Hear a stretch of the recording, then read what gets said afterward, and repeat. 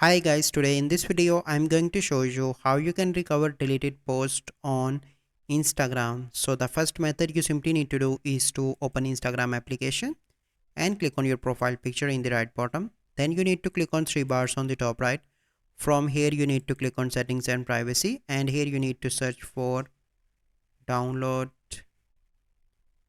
download your information. Click on that, and once you are on that screen you simply need to click on request a download, and you can select the account. So I'm going to select specific account, click on next, and so here you can see complete copy or select type of information. So I'm going to click on that, select type of information, and from here I want only posts.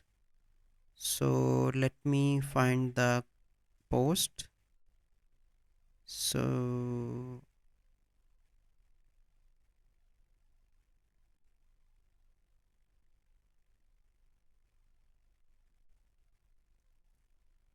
I think I need to find post here, content. Okay, and then you need to click on next, and after that you need to click on submit request, and here you can see that your information will be available on your email, and after that you can easily download that information and get your post as well. So this is the process. I hope you find this video helpful. If you find this video helpful, must like this video, subscribe to our YouTube channel for future videos. We'll see you in the next video. Thank you, have a good day.